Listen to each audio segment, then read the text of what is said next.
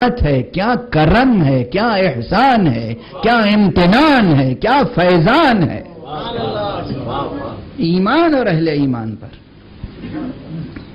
بس دامن وقت میں گنجائش نہیں ہے، نہ فضائل پڑھنے کا موقع ملتا ہے، نہ مصائب کا حق ادا ہو پاتا ہے۔ یہ علی ہیں جن میں تمام اوصاف و کمالات موجود ہیں، اور ایک سے ایک آپ کے نام اور ایک سے ایک آپ کے القاب اور اوصاف، لیکن آپ کو اپنے تمام ناموں میں اور تمام القاب میں سب سے زیادہ پسند جو لقب تھا وہ ابو تراب تھا، مٹی کا باپ، مٹی کا باپ۔ اور وہ بھی شان کیا تھی؟ جو صحیح ترین روایت ہے، جو حقیقی و اصلی روایت ہے، وہ یہ ہے کہ کسی جنگ سے واپس آئے اور وہ اور حضرت عمار یاسر مدینے میں ایک کھجور کے باغ میں کھجور کے نیچے آرام فرمانے کے لیے زمین پہ لیٹ گئے، زمین پہ لیٹ گئے۔ رسول اللہ صلی اللہ علیہ وسلم ادھر تشریف لائے، دیکھا عمار لیٹے ہوئے اور علی لیٹے ہوئے، اور اس طرح لیٹے ہیں کہ علی ابن ابی طالب کے جسم مبارک سے ردا ہٹ گئی ہے اور مٹی لگ گئی ہے، خاک لگ گئی ہے جسم پہ۔ بیٹھے، پیار سے مٹی صاف کرنا شروع کی اور آواز دی، قم یا ابا تراب، قم یا ابا تراب، اے مٹی کے باپ اٹھ۔ یہ پیار سے، محبت سے اس طرح سے کہا کہ حضرت علی فرماتے ہیں کہ میرے لیے سب سے زیادہ پسندیدہ کنیت اور لقب ابو تراب ہے۔ یہ ہے علی کی خاکساری۔ علی کو مٹی سے بہت محبت تھی، بس۔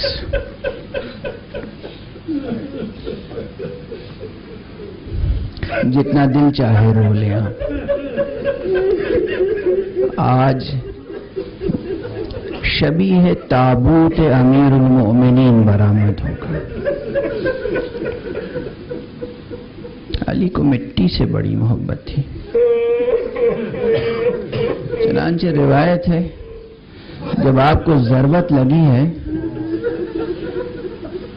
تو آپ مٹھی مٹھی خاک اٹھاتے تھے اور زخم میں بھرتے چلے جاتے،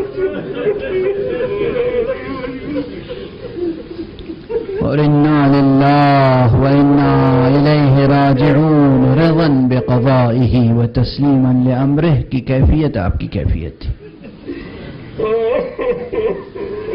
تڑپ رہے ہیں مسجد میں، حسن آتے ہیں، مکرر عرض کر چکا، روز اشارہ کرتا ہوں ان مصائب کی طرف۔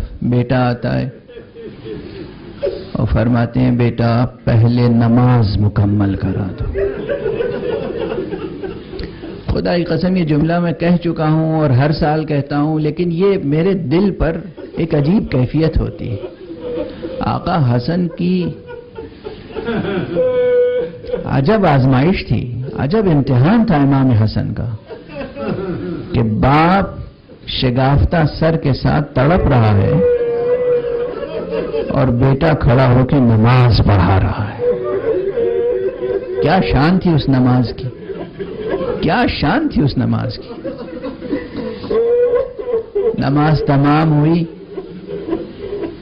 تو اسی سجادے میں علی کو لیا اور مسجد سے لے کر بیت الشرف کی طرف چلے۔ پروردگار آپ سب کو زیارت نجف نصیب فرمائے، زیارت کوفہ نصیب فرمائے۔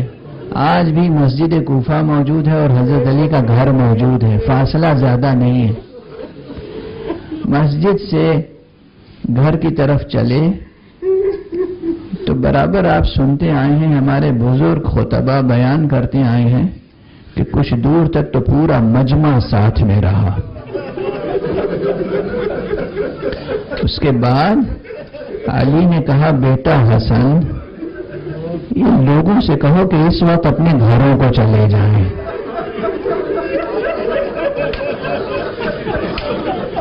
اس لیے کہ زینب بلک بلک کے رو رہی ہوگی، ام کلثوم تڑپ تڑپ کے گریہ کر رہی ہوگی، بیٹا یہ نامحرموں کے کانوں میں بیٹیوں کی آوازیں جائیں گی، انہیں واپس کر دو۔ امام حسن نے لوگوں کو واپس کیا، لوگ روتے پیٹتے وہیں ٹھہر گئے، واپس مسجد میں آ گئے، کوئی اپنے گھر چلا گیا۔ امام حسن نے کہا بعد میں آ کے عیادت کر لیجئے گا، بعد میں مزاج پرسی کر لیجئے گا، اس وقت نہیں، آقا کہہ رہے ہیں واپس جائیں۔ یہ علی فرما تو رہے ہیں مگر ان علی کو معلوم ہے کہ یہی وہ کوفہ ہے جہاں ایک دن زینب ام کلثوم رسن بستہ لائی جائیں گی، سر پہ ردا نہیں ہوگی، بازوؤں میں رسن ہوگی، سید سجاد کے ہاتھوں میں ہتکڑی ہوگی، مجمع عام ہوگا، زینب خطبہ دے رہی ہوگی۔ اجرکم علی اللہ، اجرکم علی اللہ، اجرکم علی اللہ۔ آقا کو گھر پہ لایا گیا، آقا نے وصیتیں فرمائی۔ اب یہ منظر بھی آپ لوگوں کی آنکھوں میں ہوگا، اس وقت کیا کیفیت تھی۔ جناب ام البنین تشریف فرمائیں اور بیویاں تشریف فرمائیں، پہلے اپنے گھر کے سب لوگوں کو جمع کیا، امام حسن کے سپرد کیا سب کو۔ امام حسن سے کچھ خاص وصیتیں فرمائیں، کچھ خاص وصیتیں امام حسین سے فرمائیں۔ تمام بچوں کا ہاتھ حسن کے ہاتھ میں دیا۔ ایک بیٹا اور تھا جو ام البنین کے پاس بیٹھا ہوا تھا، یہ ام البنین کا بڑا بیٹا عباس۔ عباس کا ہاتھ حسن کے ہاتھ میں نہیں دیا۔ جب ذرا خاموش ہوئے دیکھا ام البنین کی آنکھوں میں آنسو ہیں۔ ام البنین مغموم ہونے کی کیا بات ہے، صبر کرو۔ کہا نہیں، یہ صبر کا مقام نہیں ہے، ایک تو آپ کی کیفیت دیکھ رہی ہوں اور پھر ایک صدمہ یہ ہے میرے بیٹے کا ہاتھ آپ نے حسن کے ہاتھ میں نہیں۔ ام البنین یہ بیٹا میں نے خاص دعا کر کے اللہ سے حاصل کیا ہے، اللہ سے خاص دعا کر کے یہ بیٹا مانگا ہے، مگر یہ بیٹا حسن کے لیے نہیں حسین کے لیے مانگا۔ عباس کا ہاتھ حسین کے ہاتھ میں دیا، حسین سے خاص وصیتیں فرمائیں، اور کیا عرض کروں، عباس سے خاص وصیتیں فرمائیں، زینب سے خاص وصیتیں فرمائیں۔ یہ وصیتیں بعض صرف میدان کربلا میں آ کے سامنے آئی ہیں۔ جب عباس رخصت ہونے کے لیے خیمہ گاہ میں آئے، بیویوں نے عباس کو رخصت کیا تو ایک مرتبہ جناب زینب آگے بڑھی، کہا بھائی عباس مجھے اپنے شانے پہ بوسہ دینے دو۔